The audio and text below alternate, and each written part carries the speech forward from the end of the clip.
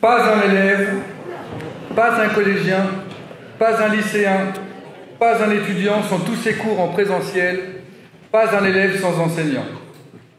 Recrutement immédiat d'enseignants, de personnel AESH, de surveillants, de psychologues scolaires, de personnel d'entretien à la hauteur des besoins. La liste de nos revendications est très très longue. Mes camarades, de quels besoins parlons-nous ? Nous parlons des moyens nécessaires pour assurer l'enseignement à tous dès ce mois de septembre, et il y a urgence. Une maman me disait « Ils sont en train de faire disparaître l'idée même d'école dans la tête de nos enfants. » Exagération ? Écoutez plutôt.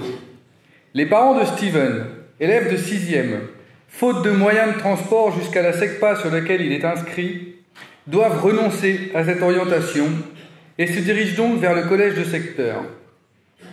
Malgré l'obligation scolaire, refus de la principale au motif que les parents n'avaient pas à renoncer à l'orientation. Les parents très angoissés se tournent alors vers l'école élémentaire. Ce sont les collègues du primaire qui mènent la bataille auprès de l'administration.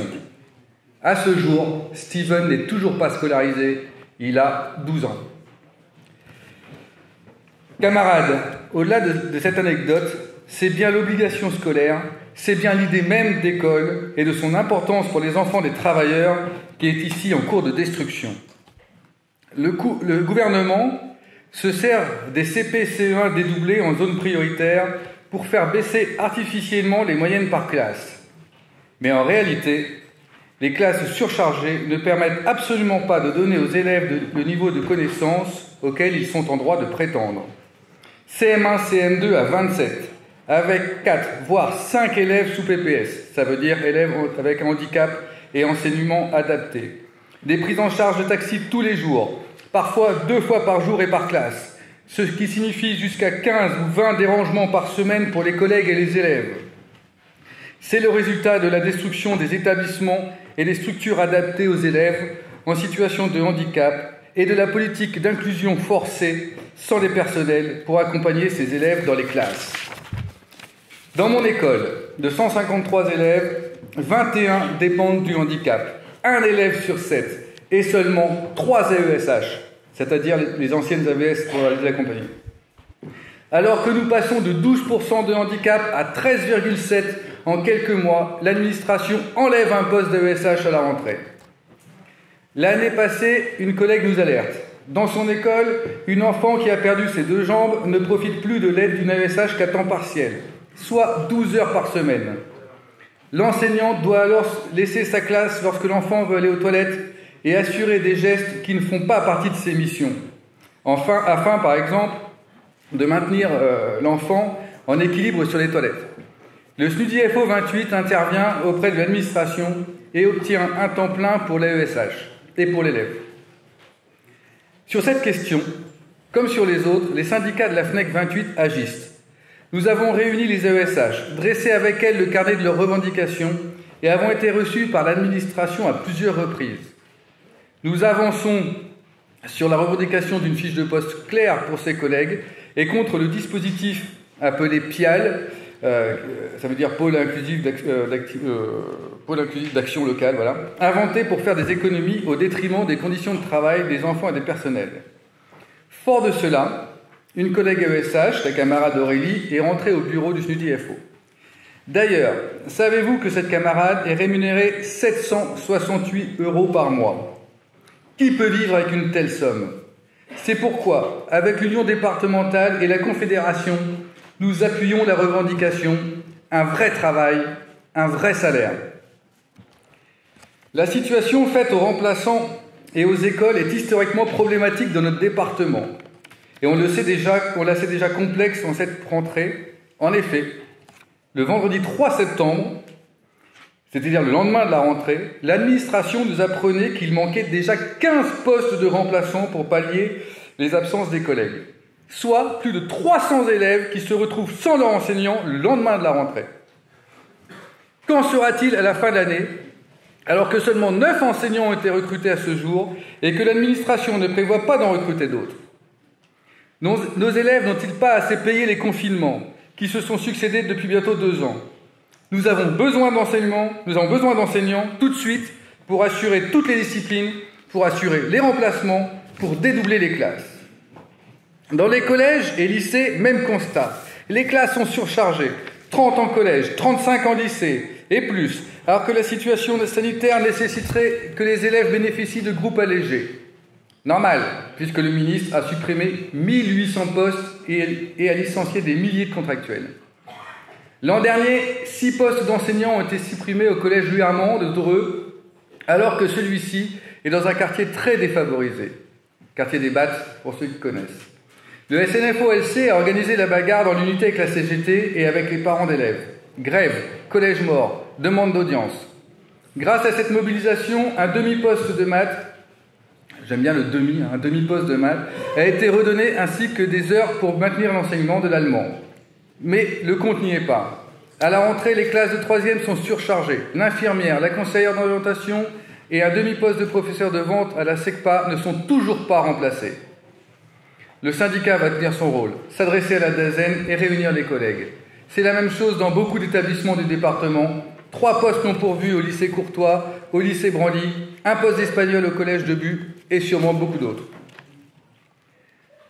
Lors de sa conférence de presse, le 26 août, le ministre indique que l'année scolaire 2021-2022 est celle du plein accomplissement des réformes et se félicite du nouveau baccalauréat en contrôle continu qui va permettre, selon lui, je cite, d'approfondir l'instruction. Les professeurs mobilisés contre les conditions de passation des épreuves en juin 2021 apprécieront. Le 29 juillet, il a publié les modalités du nouveau baccalauréat, introduisant encore plus de contrôle continu. Le ministre rejoint alors la déclaration du PDG d'EDF, Jean-Bernard Lévy. À nouveau, je cite. « Il paraît que le bac est en train de disparaître. C'est une très bonne nouvelle. Il faudrait vraiment que l'État ne soit plus le prescripteur de la formation et qu'elle soit entièrement donnée aux régions pour la rapprocher des besoins de l'entreprise. » Fermez les guillemets. Pour la FNEC FPFO et ses syndicats, pas question de détruire le statut, les obligations de service et les droits. Pas question d'accepter des conditions de travail complètement dégradées. Pas question d'entériner les suppressions de postes, les classes surchargées, la réforme du lycée et la destruction du baccalauréat. Nous revendiquons le rétablissement du bac avec toutes ces épreuves anonymes, ponctuelles et terminales. C'est pourquoi la FNEC FPFO fait de la revendication du recrutement immédiat des personnels la question centrale de l'appel de la grève du 23 septembre. J'en viens pour finir aux propos du président Macron à Marseille. Au-delà de leur côté mensonger, violent et insultant pour toute la profession, ils annoncent la mise à mort du service public de l'enseignement et des statuts de ces personnels sans lesquels il n'y a pas de service public et pas d'école républicaine. En effet, Macron se propose d'expérimenter dans les 50 écoles de Marseille un recrutement des enseignants par les directeurs en personne qui devient alors chef d'un service de la collectivité locale. Que l'on comprenne bien ce que ça signifie. C'est la fin des programmes nationaux, c'est la mise sous tutelle de l'école par les collectivités territoriales, c'est l'explosion de l'égalité des droits d'accès aux diplômes et aux études supérieures. C'est faire reposer sur le dos d'une équipe et de son directeur toute la responsabilité d'un enseignement désormais coupé de l'État et de son administration. L'objectif est la liquidation de l'école publique assurée par des enseignants, fonctionnaires d'État. Comme le dit un camarade, nous sommes tous Marseillais. Ce projet doit être retiré immédiatement.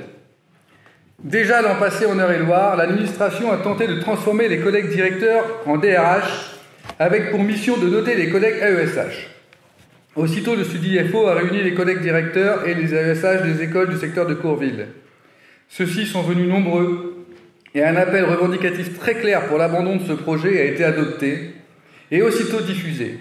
Plus de 100 signatures ont été collectées en 3 jours par les collègues organisés autour du SNUDI. Résultat, les autres organisations syndicales ont bien été obligées de se mettre en remorque, une audience a été obtenue et le projet est classé sans suite. Chers camarades, les batailles à mener sont nombreuses. Alors oui, les syndicats de la FNEC FPFO 28 considèrent que la défense des revendications est au centre de nos tâches. C'est à partir de celle-ci que le SNFO-LC 28, que le SNUDIFO 28 s'organise et progresse. Jamais nos syndicats ne se sont aussi bien portés. Les bureaux désormais réguliers comptent plusieurs nouveaux camarades, discussions, visites d'école, un travail important est mené. Et dans ce cadre, nous ne pouvons que nous réjouir de la tenue de notre congrès d'union départementale dans de si bonnes conditions. Merci à vous tous.